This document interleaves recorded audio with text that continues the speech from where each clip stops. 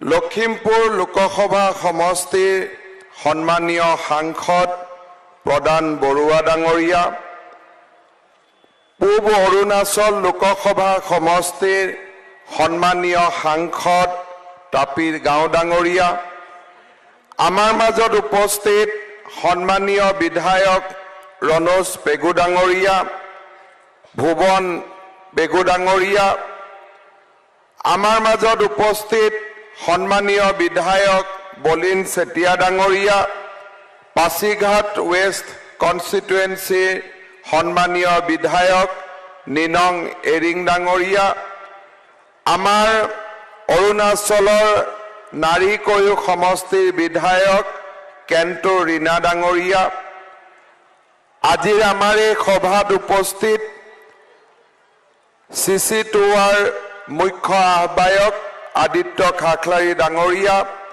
সদৌ অসম ট্ৰাইবেল সংঘৰ সভাপতি মিলন সোণোৱাল ডাঙৰীয়া, আপচুৰ সভাপতি দীপেন বড়ো ডাঙৰীয়া, মিচিং মিমাং কেবাঙৰ সভাপতি সুনীল পেগু ডাঙৰীয়া, টাপাং মিচিং মিমে কাবাঙৰ সভাপতি উষাৰাণী কুম্বাং ডাঙৰীয়া, আদি বানে কেবাঙৰ আমাৰ মাজত উপস্থিত আদি মিচিং বানে কেবাঙৰ সাধাৰণ সম্পাদক উকম ইউচুং ডাঙৰীয়া, আমাৰ মাজত উপস্থিত মিচিং মিমাং কেবাঙৰ সাধাৰণ সম্পাদক বিজু কুমাৰ পেগু ডাঙৰীয়া, সদৌ অৰুণাচল ছাত্ৰ সন্থাৰ সভাপতি হাৱা বাঙাং ডাঙৰীয়া, মিচিং আগম কেবাঙৰ সাধাৰণ সম্পাদক ডিম্বেশ্বৰ দলে ডাঙৰীয়া, সদৌ অৰুণাচল ছাত্ৰ সন্থাৰ সাধাৰণ সম্পাদক তবম দাই ডাঙৰীয়া, আমাৰ মাজত উপস্থিত টাই আহোম ছাত্ৰ সন্থাৰ উপসভাপতি দুলাল বৰা ডাঙৰীয়া, ৰাভা ছাত্ৰ সন্থাৰ সভাপতি নিপেন খাণ্ডা ডাঙৰীয়া, সোণোৱাল কছাৰী ছাত্ৰ সন্থাৰ সভাপতি দেৱানন্দ চেলেং ডাঙৰীয়া, মৰাণ ছাত্ৰ সন্থাৰ সভাপতি নৱ মৰাণ ডাঙৰীয়া, গোৰ্খা ছাত্ৰ সন্থাৰ সভাপতি অৰ্জুন চেত্ৰী ডাঙৰীয়া, আমাৰ মাজত উপস্থিত গালো ছাত্ৰ সন্থাৰ সভাপতি দুপে হেণ্টু অৰি ডাঙৰীয়া, আদি ছাত্ৰ সন্থাৰ সভাপতি নাং গাঁও ডাঙৰীয়া, সদৌ অসম বঙালী যুৱ ছাত্ৰ পৰিষদৰ সাধাৰণ সম্পাদক বিজয় চন্দ্ৰ ডাঙৰীয়া, ডিমাচা ছাত্ৰ সন্থাৰ সভাপতি নবীন জহৰিছা ডাঙৰীয়া আৰু কাৰ্বি ছাত্ৰ সন্থাৰ সভাপতি চেমছন তেৰণ ডাঙৰীয়াকে আদি কৰি মঞ্চত উপবিষ্ট আমাৰ বিভিন্ন অনুষ্ঠানৰ প্ৰতিনিধিবৃন্দ আৰু এই অনুষ্ঠানত যোগ ল'বলৈ অহা বিভিন্ন ছাত্ৰ সন্থা পৰা ধৰণী গোহাঁই, ধীৰাজ গোৱালা, প্ৰাঞ্জল দেউৰী, সঞ্জীৱ হাজং, কেশৱ ঠেঙাল, বি ভাংলাংটাং, পিটাৰ লাইচিৰাম, লাম্বুকষ্টাৰ মাৰাং, ফলদিন মাৰাক, মেক্স ট্ৰিপছ চাংমা, জলটি মদাহী, দীপজ্যোতি শৰণীয়া, কৈলাশ গুপ্তা, হাফিজুল আহমেদ, টকো কেনা, টাবো মায়াঙকে আদি কৰি এই মঞ্চত উপবিষ্ট অসম আৰু অৰুণাচলৰ নেতৃবৃন্দ, আমাৰ TMPKৰ 50 বছৰীয়া জয়ন্তীত ভাগ ল'বলৈ অহা বিভিন্ন সমাজ, জাতি, ধৰ্ম, বৰ্ণ, সম্প্ৰদায়ৰ ৰাইজ, আইসকল আৰু যুৱক যুৱতী বন্ধু বান্ধৱীসকল, 1971 চনত এই খেলপথাৰতে জোনাই উচ্চতৰ মাধ্যমিক বিদ্যালয়তে TMPKৰ জন্ম হৈছিল।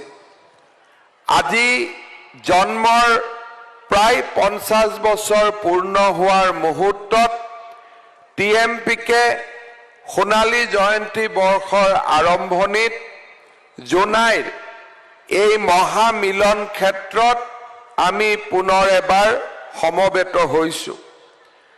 মই অত্যন্ত সুখী যে এই অনুষ্ঠানত যোগ দিবলৈ বিভিন্ন অঞ্চলৰ পৰা প্ৰায় ৬,০০০ মটৰচাইকেলেৰে আমাৰ যুৱকসকল ইয়াত আহি সমবেত হৈছে।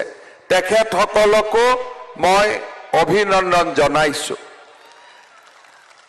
আজি আমি যি মুহূৰ্তত আজি ইয়াত সোণালী জয়ন্তী উৎসৱ পালন কৰিছো, সেই মুহূৰ্তত আমাৰে মাজৰ লাইকা আৰু দধিয়াৰ গাঁৱৰ লোকসকলে বিনিদ্ৰ ৰজনীত নিশা কটাইছে।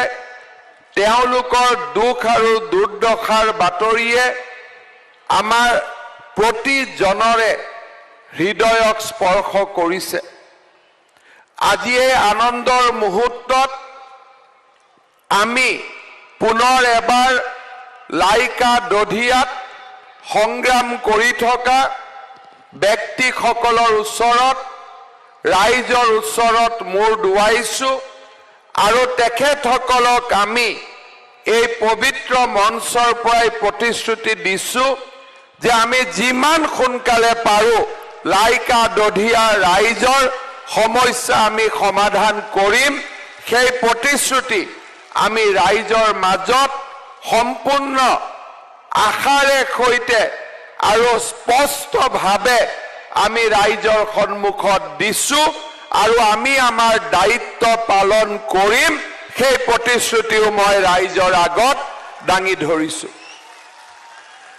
শ্ৰদ্ধাৰ ৰাইজ, TMPKৰ এই 50 বছৰীয়া ইতিহাস সংগ্ৰামেৰে পৰিপূৰ্ণ আৰু সংগ্ৰামৰ লগে লগে প্ৰাপ্তিৰ আনন্দৰেও পৰিপূৰ্ণ। এই 50 বছৰৰ দীঘলীয়া পৰিক্ৰমাত মিচিং সমাজখনৰ জীৱনলৈ বহুতো পৰিৱৰ্তন আহিলে। আধুনিকতা, পৰম্পৰাগত আমাৰ আচাৰ ব্যৱহাৰ, কলা কৃষ্টিক সংৰক্ষণ কৰি আমি আধুনিক সমাজৰ মাজত আমি নিজৰ পৰিক্ৰমা অব্যাহত ৰাখিছো।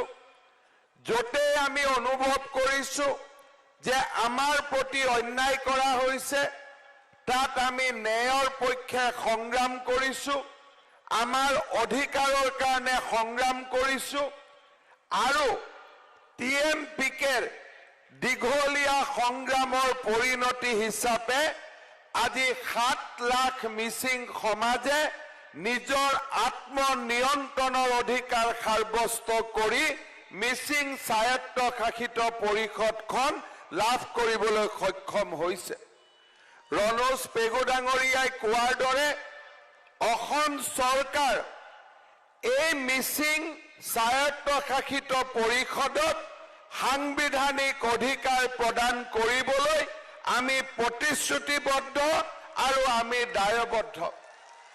ইতিমধ্যে অসম চৰকাৰৰ কেবিনেটে মিচিং স্বায়ত্তশাসিত পৰিষদক সাংবিধানিক মৰ্যাদা প্ৰদান কৰিবলৈ আমি আমাৰ অনুমোদন কেন্দ্ৰীয় চৰকাৰলৈ প্ৰেৰণ কৰা হৈছে আৰু মাত্ৰ সিদিনা কেন্দ্ৰীয় গৃহমন্ত্ৰী অমিত শ্বাহ ডাঙৰীয়াৰ সৈতে আমি মিচিং জনগোষ্ঠীৰ নেতৃত্বৰ লগত পোনপটীয়া আলাপ আলোচনাৰ দুৱাৰ এখনো আমি মুকলি কৰি দিছো। আমি বিশ্বাস কৰো যে মিচিং সমাজৰ লগতে অসমৰ জনজাতীয় সমাজৰ যি প্ৰাপ্য অধিকাৰ, সেই অধিকাৰ ভাৰত চৰকাৰৰ প্ৰধানমন্ত্ৰী নৰেন্দ্ৰ মোদী ডাঙৰীয়াই দিব, তাক মই বিশ্বাস কৰো আৰু মই নিশ্চিত যে চাওঁতে চাওঁতে মিচিং স্বায়ত্তশাসিত পৰিষদে সাংবিধানিক মৰ্যাদাও লাভ কৰিব, তাত মোৰ মনত কোনো সন্দেহ নাই।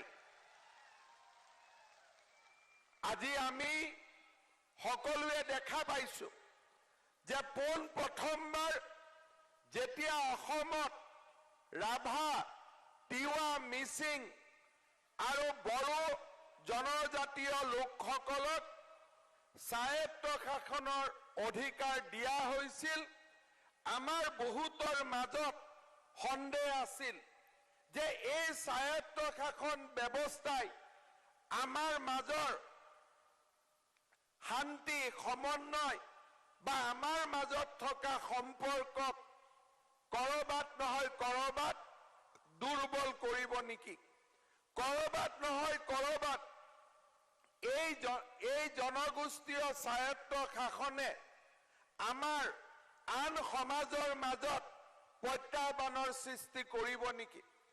কিন্তু আজি যি ধৰণে আমাৰ ৰাভা, তিৱা, মিচিং আৰু বড়ো নেতৃত্বই স্বায়ত্তশাসিত পৰিষদ কেইখন পৰিচালনা কৰিলে, সি বৰঞ্চ মিচিং, ৰাভা, তিৱা বা বড়ো সমাজতকৈ অন্যান্য সমাজৰ লোকৰ মাজতহে বেছিকৈ এই স্বায়ত্ত শাসন ব্যৱস্থাটোক জনপ্ৰিয় কৰি তুলিছে আৰু আটায়ে এই ব্যৱস্থাটোক আদৰি লৈছে। মই ভাবো আমাৰ জনজাতীয় সমাজখনে যি পৰিপক্ক নেতৃত্ব আৰু সমাজক নেতৃত্ব দিব পৰা যি এক মেচিউৰিটি এই সময়ছোৱাত প্ৰদৰ্শন কৰিলে, সি সকলোকে আকৌ এবাৰ ক'বলৈ বাধ্য কৰিছে যে জনজাতীয় স্বায়ত্ত শাসন কোনো লোকৰ বিৰুদ্ধে নহয়, বৰঞ্চ ই অসমৰ মাটি ভেটি কলা কৃষ্টি ৰক্ষাৰ বাবে ই এক প্ৰয়োজনীয় ব্যৱস্থা বুলি ৰাইজে আজি ক'বলৈ বাধ্য হৈছে। আজি যি ধৰণে সৌসিদিনা কোচ ৰাজবংশী, মৰাণ, মটক এই সমগ্ৰ সম্প্ৰদায়ৰ মাজতো স্বায়ত্ত শাসন ব্যৱস্থাৰ আমি আৰম্ভণি কৰিছিলোঁ, এই ব্যৱস্থাক আমি আৰম্ভ কৰাৰ পিছত মই ধুবুৰী, গোৱালপাৰালৈকে গৈছিলোঁ। অকল কোচ ৰাজবংশী নহয়, প্ৰতিজন ব্যক্তিয়ে এই ব্যৱস্থাটোক আদৰণি জনাই কৈছিলে যে অসমৰ মাটি বাৰী আমি যদি ৰক্ষা কৰিব পাৰোঁ, আমি এই স্বায়ত্ত শাসন ব্যৱস্থাৰ জৰিয়তেহে আমি ৰক্ষা কৰিব পাৰিম। আজি আমি সকলোৱে জানো যে আমাৰ ৰাজ্যখনৰ পৰিৱেশ সেই দিনটোত আৰু থিয় হৈ থকা নাই।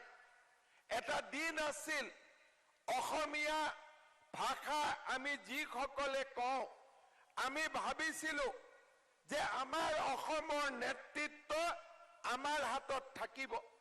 কৰবাত নহয় কৰবাত অসম আন্দোলনে আমাৰ মাজত এটা উগ্ৰ জাতীয়তাবাদী চিন্তাধাৰাৰো আমাৰ মাজত সৃষ্টি কৰিছিল। আমি ভাবিছিলোঁ যে অসমৰ ভৌগোলিক সীমাৰ মাজত অসমীয়া মানুহৰ যি নেতৃত্ব আছে, সেই নেতৃত্ব সদায় চলি থাকিব। আমি সন্দেহ কৰিছিলোঁ যে জনজাতীয় স্বায়ত্তশাসিত ব্যৱস্থাই সেই নেতৃত্বৰ ওপৰত প্ৰত্যাহ্বান আনিব নেকি।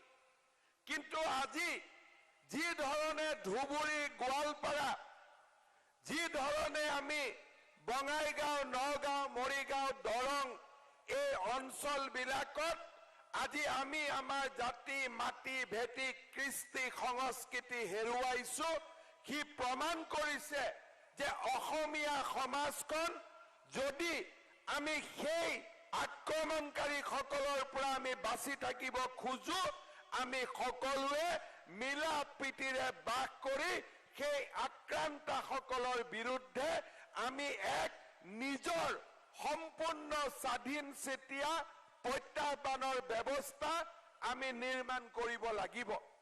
আমি দেখা পাইছিলোঁ যেতিয়া নাগৰিকত্ব সংশোধন আইনৰ বিৰুদ্ধে আন্দোলন হৈছিল, আন্দোলন হ'ব পাৰে, গণতান্ত্ৰিক ব্যৱস্থাই সকলোতে আন্দোলন কৰিব পাৰে।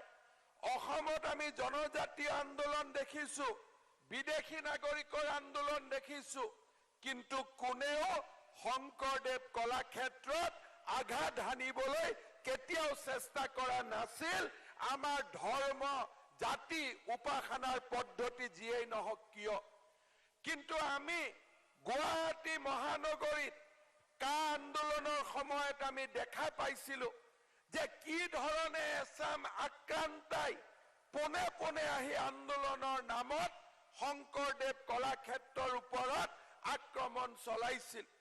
আমি দেখা পাইছিলো যে কি ধৰণে পৰৱৰ্তী সময়ত মিয়া কবিতা, মিয়া মিউজিয়াম, মিয়া ভাষা আদিৰ ধৰণে কি ধৰণে শব্দৰ ব্যৱহাৰে তেওঁলোকৰ আক্ৰান্তাৰ পৰিচয় তেওঁলোকে দাঙি ধৰিছিল।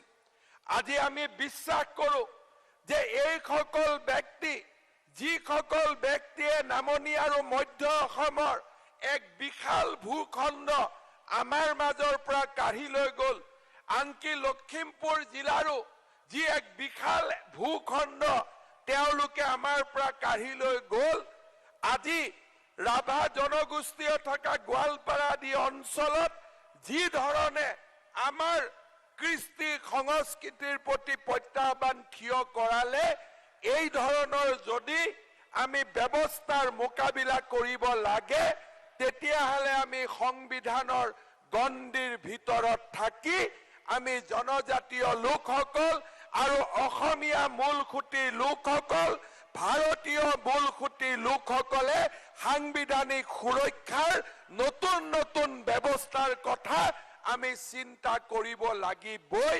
তাত আৰু আজি আমাৰ কোনো সন্দেহ নাই। সেইবাবে আজি পৰিৱৰ্তিত সময়ত মই কোনো ধৰণে অনুভৱ নকৰো যে জনজাতীয় লোকসকলৰ আশা আৰু আকাংক্ষা কাৰোবাৰ পৰিপন্থী।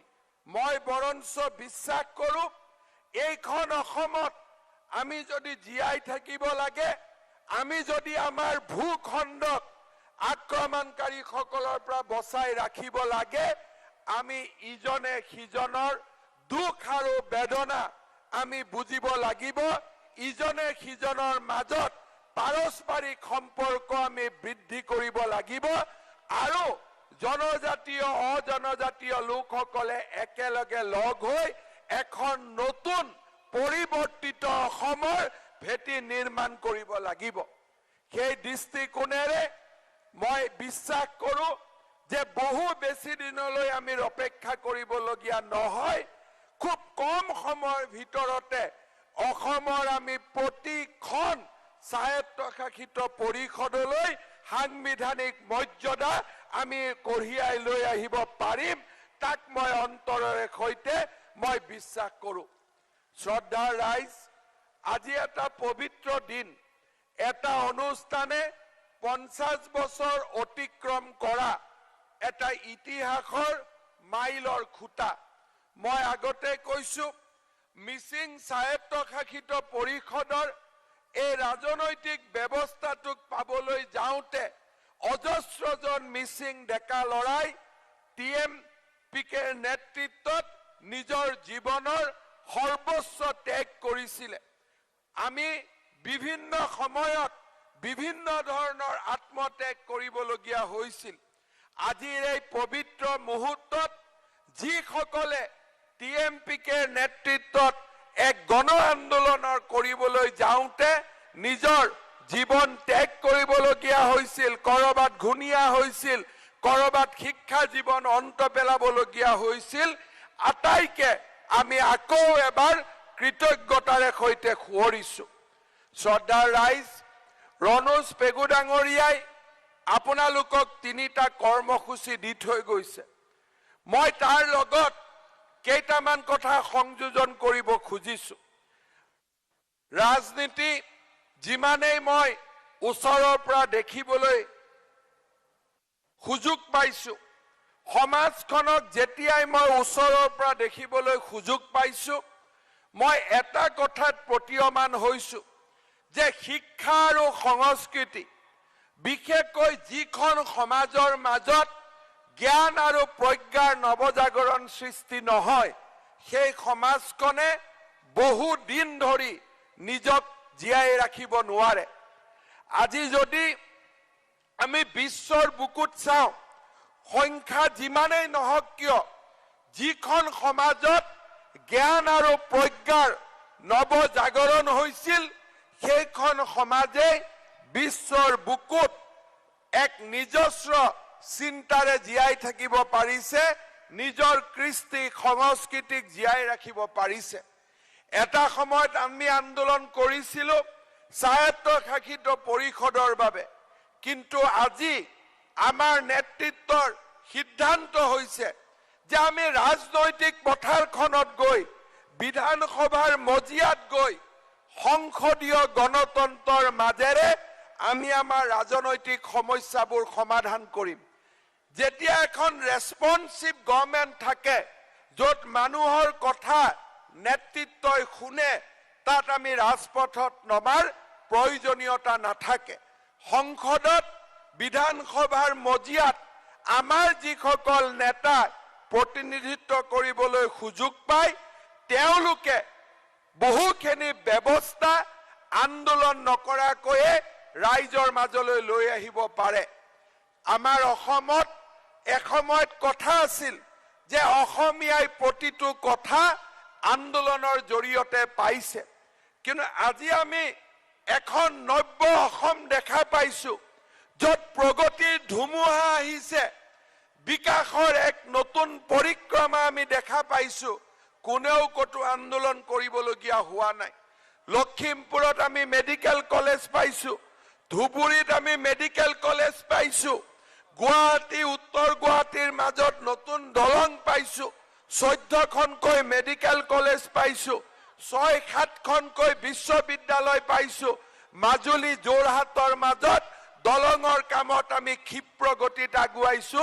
কোনেও আন্দোলন কৰিবলগীয়া হোৱা নাই, কাৰণ আমাৰ বিধায়ক আৰু সংসদসকলৰ ভূমিকাই ৰাইজৰ মনৰ যি দাবী, সেই দাবীক পূৰণ কৰিছে। যদি সংসদৰ মজিয়াত, বিধানসভাৰ মজিয়াত আমাৰ সমস্যাবিলাক যদি সমাধান হয়, তেতিয়াহ'লে আমাৰ ছাত্ৰ সন্থাৰ দায়িত্ব কি, সাহিত্য সভাৰ দায়িত্ব কি, আমাৰ মহিলা সংগঠনৰ দায়িত্ব কি? মই ভাবো যে আটাইতকৈ যদি আজি আমাৰ দায়িত্ব আহি পৰিছে, আটাইতকৈ ডাঙৰ দায়িত্ব বৰ্তমান আহি পৰিছে। এটা জাতিক আবেগৰ জৰিয়তে আন্দোলন কৰোৱাটো যথেষ্ট সহজ। অসম আন্দোলনৰ সময়ত আমি দেখা পাইছো, কিন্তু সেই জাতিৰ মাজত ডক্টৰ, ইঞ্জিনিয়াৰ, বৈজ্ঞানিক, IT প্ৰফেচনেলছ এইবিলাক নিৰ্মাণ কৰা অত্যন্ত কঠিন।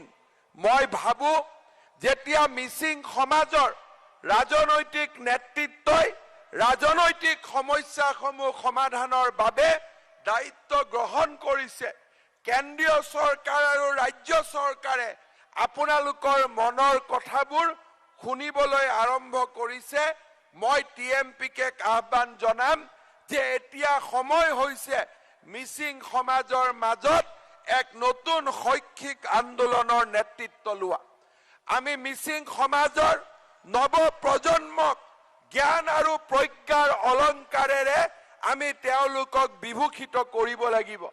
এই জোনাই, আমাৰ মাজুলী, ঢকুৱাখানা আৰু শদিয়াৰ অমৰপুৰৰ দৰে গাঁৱৰ মাজৰ পৰাও আমি জ্ঞান আৰু প্ৰজ্ঞাৰে বিভূষিত এচাম নতুন মিচিং ডেকা ল'ৰা ছোৱালীক আমি নিৰ্মাণ কৰিব লাগিব। মই আজিৰ সমাজত ৰণোজ পেগু ডাঙৰীয়াই যি ধৰণে গ্ৰাম্য অৰ্থনীতিৰ কথা কৈছে, তেখেতে যি ধৰণে গৰাখহনীয়াৰ সমস্যাৰ কথা কৈছে, মই সমান্তৰালভাৱে TMPকে আহ্বান জনাম যে এতিয়া সময় মিচিং সমাজৰ মাজত এক নতুন শৈক্ষিক আন্দোলনৰ নেতৃত্ব লোৱাৰ সময় TMPকে ওচৰত আজি সমাজে ন্যস্ত কৰিছে। বিগত 50 বছৰ যদি আমাৰ নৱজাগৰণৰ বৰ্ষ আছিল, বিগত 50 বছৰ যদি আমাৰ ৰাজনৈতিক অধিকাৰ সাব্যস্তৰ সংগ্ৰাম আছিল, অনাগত 50টা বছৰ মানৱ সম্পদ নিৰ্মাণৰ এক নতুন সংগ্ৰামত TMPকে নেতৃত্ব লওক, তাৰ বাবে মই তেওঁলোকক আজিৰ মুকলি সভাৰ জৰিয়তে আহ্বান জনাম। আজি মই আপোনালোকক মোক বক্তব্যৰ আৰম্ভণিতে কৈছো যে যেতিয়া চৰকাৰে মানুহৰ মনৰ কথা শুনে, যেতিয়া চৰকাৰে ভাষা, জাতি, কলা, কৃষ্টি সংস্কৃতি ৰক্ষাৰ কথা চিন্তা কৰে, তেতিয়া তাতকৈ আৰু ভাল কথা কেতিয়াও হ'ব নোৱাৰে।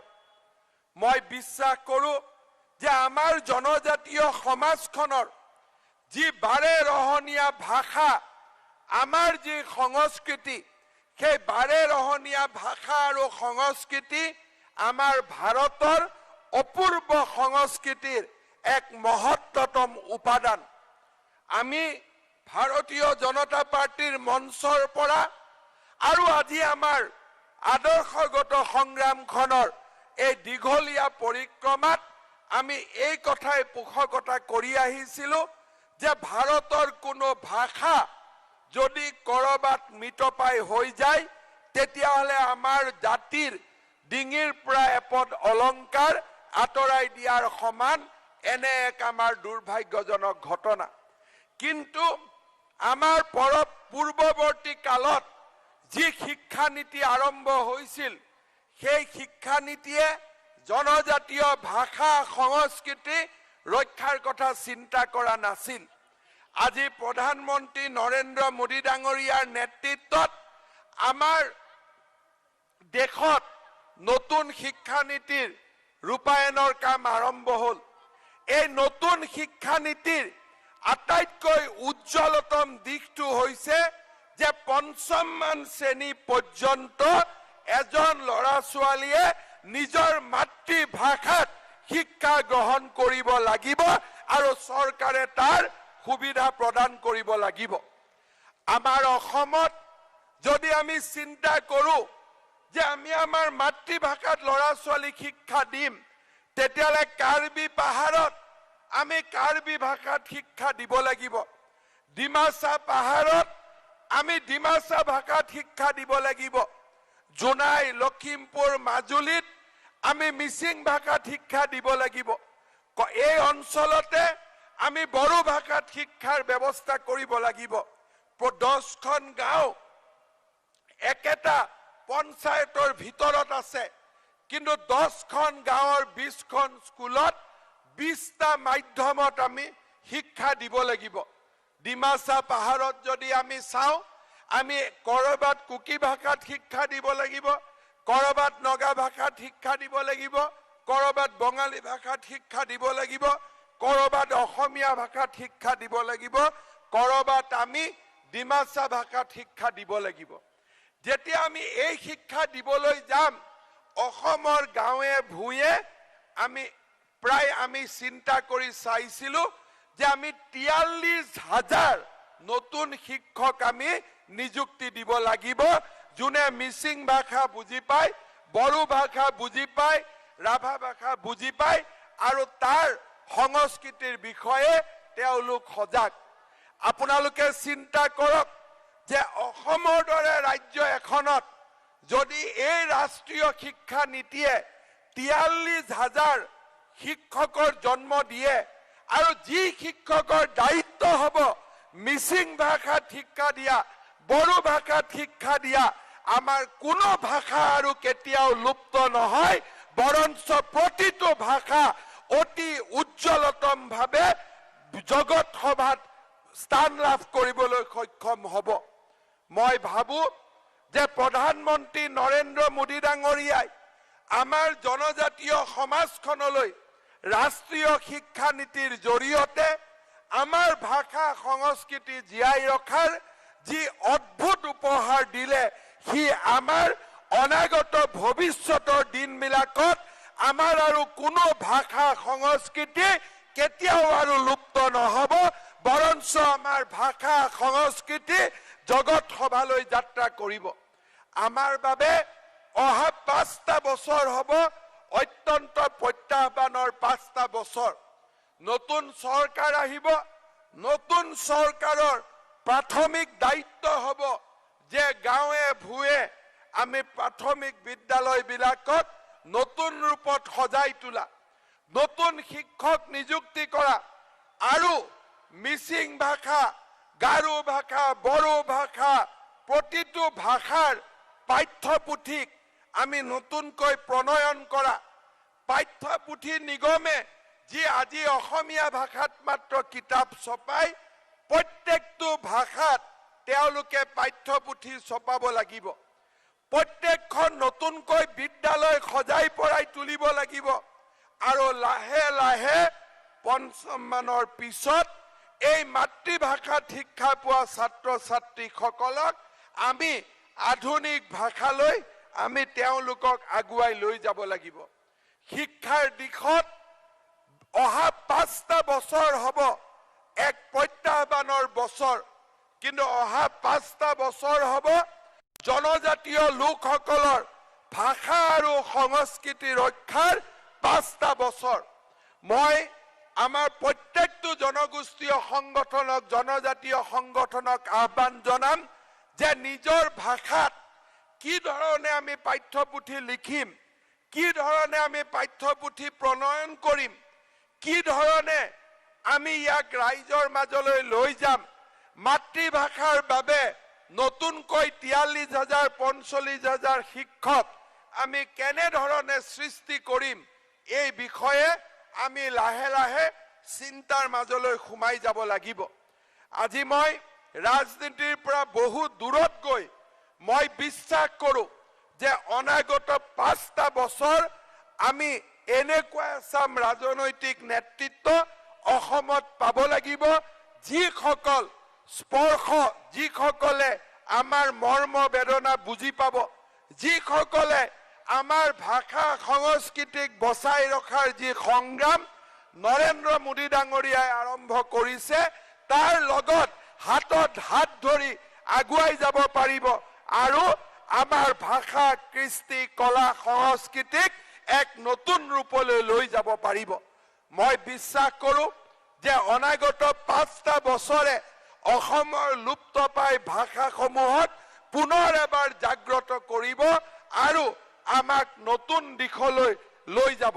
মই বিশ্বাস কৰোঁ এই পৰিৱৰ্তনৰ সময়ছোৱাতে, এই পৰিৱৰ্তনৰ কালখণ্ডতে যেতিয়া ৰাষ্ট্ৰীয় শিক্ষা নীতিৰ জৰিয়তে এক পৰিৱৰ্তনৰ যাত্ৰা আৰম্ভ কৰিব, তাৰ সমান্তৰালভাৱে TMPকেও শৈক্ষিক এক নৱজাগৰণৰ মিচিং সমাজৰ মাজত সৃষ্টি কৰক আৰু নতুন নতুনকৈ কি ধৰণে আমি মানৱ সম্পদ নিৰ্মাণ কৰিব পাৰোঁ তাৰ বাবে চিন্তা চৰ্চা আৰম্ভ কৰক।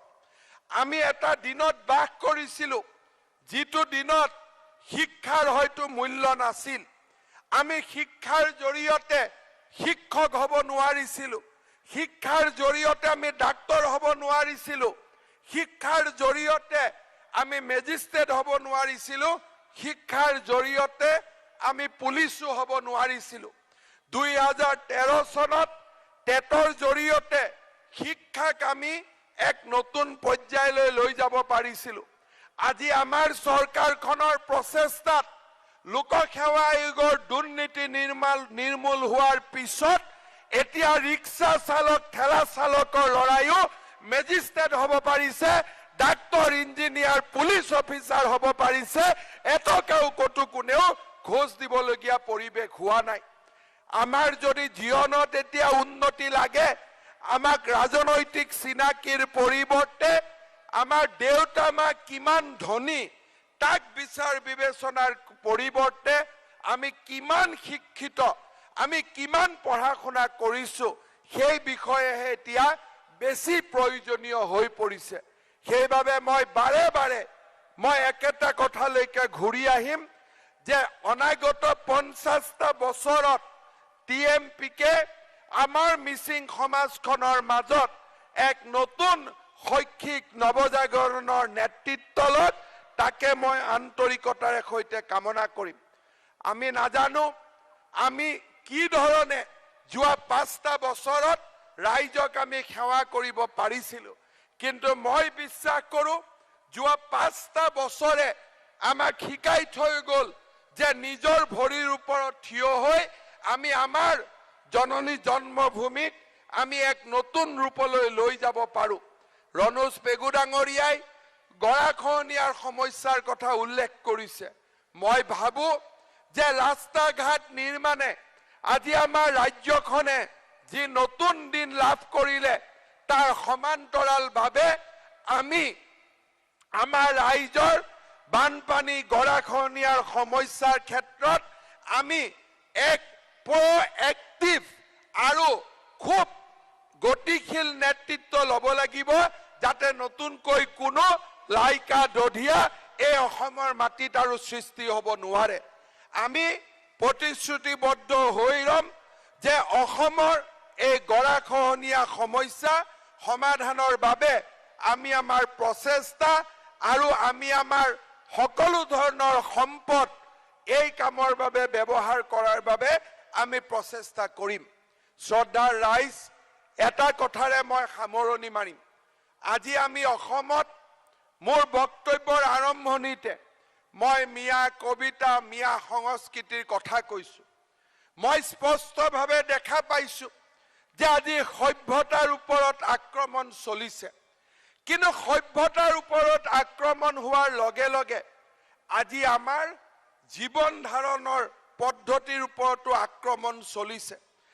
আজি অসমৰ একাংশ অঞ্চলত যি ধৰণে যি ব্যৱস্থাৰে শাক পাচলিৰ নিৰ্মাণ কৰা হৈছে, সেই ব্যৱস্থাই আমাৰ মানুহৰ স্বাস্থ্যৰ প্ৰতি এক ভয়ংকৰ ভাবুকি আনি দিছে। মই স্বাস্থ্য বিভাগৰ মন্ত্ৰী হিচাপে গুৱাহাটী চিকিৎসা মহাবিদ্যালয়ত প্ৰতিদিনে থিয় হৈ কিডনী বেমাৰৰ পৰা, লিভাৰৰ বেমাৰৰ পৰা আটাইতকৈ মূৰমুখৰ ৰোগীবিলাকৰ সৈতে সদায় মোৰ সাক্ষাৎ হয়। মই লাহে লাহে এই কথাত মই স্পষ্ট হৈ পৰিছো যে কোনোবাই যদি এটা ৰাতিতে ইনজেকশ্যনৰ জৰিয়তে বেঙেনা ডাঙৰ কৰে, লাও ডাঙৰ কৰে, তেনেহলে মানুহৰ শৰীৰে তাক কেতিয়াও গ্ৰহণ কৰিব নোৱাৰে। প্ৰধানমন্ত্ৰী নৰেন্দ্ৰ মোদী ডাঙৰীয়াই জৈৱিক যি অৰ্গেনিক ফাৰ্মিং, জৈৱিক কৃষি কৰ্মৰ প্ৰতি তেওঁ বাৰে বাৰে আমাৰ সমাজখনৰ দৃষ্টি নিক্ষেপ কৰি আহিছে। যোৱা লকডাউনৰ সময়ছোৱাত যেতিয়া খাৰুপেটীয়াৰ পৰা শাক চব্জি অহা বন্ধ হৈ গৈছিল, সেই সময়ত আমাৰ জোনাই ধেমাজিৰ উৎপন্ন শাক চব্জিয়ে ডিব্ৰুগড়, তিনিচুকীয়া আদি জিলাৰ ৰাইজৰ অভাৱ বা প্ৰয়োজনীয়তা পূৰণ কৰিছিল। আমি দেখা পাইছো যে আমাৰ যদি স্বাস্থ্য ৰক্ষা কৰিব লাগে আৰু আমি যাতে কৃত্ৰিমভাৱে নিৰ্মাণ কৰা এই ধৰণৰ শাক পাচলিৰ ওপৰত নিৰ্ভৰশীল হ'ব নালাগে, তেতিয়াহ'লে তাৰ পৰিৱৰ্তে আমাৰ পৰম্পৰাগত সমাজখনত নিৰ্মাণ কৰা জৈৱিক কৃষিলৈকে আমি পুনৰ এবাৰ উভতি যাব লাগিব। মই TMPকে আহ্বান জনাম যে জোনাই, চিলাপথাৰ, ধেমাজি, মাজুলীত আৰু আমাৰ এই বিস্তীৰ্ণ অঞ্চলটোত খালী হৈ থকা প্ৰত্যেক চপৰা মাটিৰ ওপৰত আমাৰ ডেকা ল'ৰাসকলে জৈৱিক কৃষিৰ এক নতুন আন্দোলন গঢ়ি তোলক, যি আমাৰ স্বাস্থ্য, যি আমাৰ জীৱন ৰক্ষাৰ বাবে আটাইতকৈ মহৌষধ হৈ পৰিব। মই আমাৰ মিচিং যুৱক যুৱতীক শিক্ষা আৰু কৃষি এই দুইটা স্তম্ভক দুইখন হাতেৰে আঁকোৱালি লৈ এখন নতুন প্ৰগতিশীল আধুনিক সমাজ আৰু আনফালেদি পৰম্পৰা আৰু সংস্কৃতি ৰক্ষা এই ধৰণে আগুৱাই গৈ আমাৰ এই সমাজখনক বিশ্বৰ বৰসবাহলৈ লৈ যোৱাৰ বাবে পুনৰ এবাৰ আহ্বান জনাই আপোনালোকক মোৰ পুনৰ এবাৰ প্ৰণাম জনাই মই মোৰ বক্তব্যৰ সামৰণি মাৰিছো। ধন্যবাদ। জয় হিন্দ, বন্দে মাতৰম।